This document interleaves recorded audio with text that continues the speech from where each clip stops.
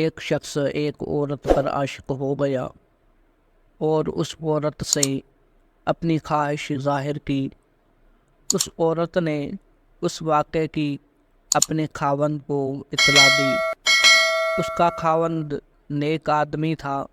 اس نے اپنی بیوی سے کہا کہ تم اس سے کہہ دو کہ اگر تم 40 روز تک میرے خاوند کے پیچھے نماز پڑھو گے تو جو تم چاہو گے میں منظور کر لوں گی۔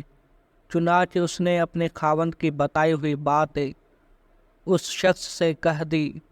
وہ شخص بڑا خوش ہوا۔ اس نے 40 دن تک بلا ناغہ اس کے خاوند کے ساتھ نماز پڑھی۔ جب 40 دن ہو گئے تو عورت نے بلا کر پوچھا کہ بتاؤ تمہارا کیا مطلب ہے؟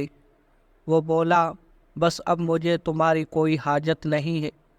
میں نے جو کچھ پا لیا ہے اس کے ہوتے ہوئے اب میری کوئی بری خواہش باقی نہیں رہی۔ عورت نے یہ سارا قصہ خاوند سے کہا تو وہ بولا نماز کے متعلق ارشاد حق ہے کہ ان الصلاۃ تنہی عن الفحشاء والمنکر، نماز بری باتوں سے روکتی ہے۔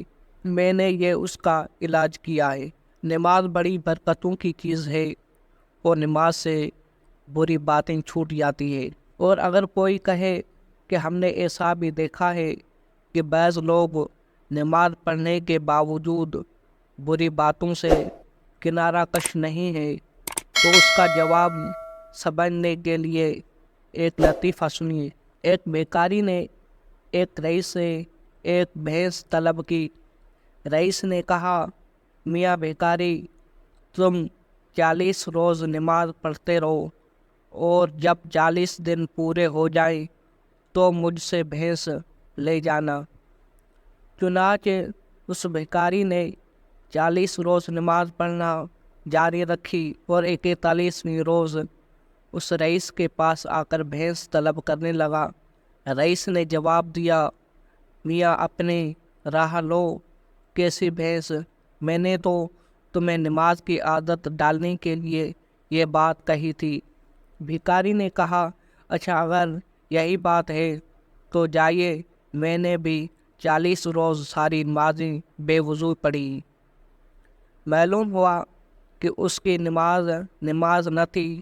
نماز وہی ہے جو اپنی شرائط و ارکان کے ساتھ پڑھی جائے اور خلوص، خشوع اور خضوع سے ادا کی جائے۔ ایسی نماز یقیناً بری باتوں سے روک دیتی ہے، اور اگر کسی نماز سے اس کا فائدہ مرتب ہو تو یہ نماز کا قصور نہیں بلکہ طریقے ادا کا قصور ہے۔ ایک مثال اور سنیے۔ حکیم صاحب نے آپ کو بتایا کہ ہر روز صبح 10 بادام کھا لیا کرو، اس سے تمہاری کمزوری کی تمام شکایت دور ہو جائے گی۔ اب آپ نے ہر روز 10 بادام بغیر توڑنے کے ثابتیں نکلنے شروع کر دیے تو بجائے تقویت کے آنتیں چھلنی لگی اور لہو کے دست آنے لگے، تو فرمائیے یہ حکیم صاحب یا بادام کا قصور ہے یا خود آپ کے طریقے استعمال کا قصور ہے؟ نماز کو پورے خشوع و خضوع اور اس کے جملہ شرائط و ارکان کے ساتھ ادا کیجیے، پھر دیکھیے اس کے کس قدر فوائد ہیں۔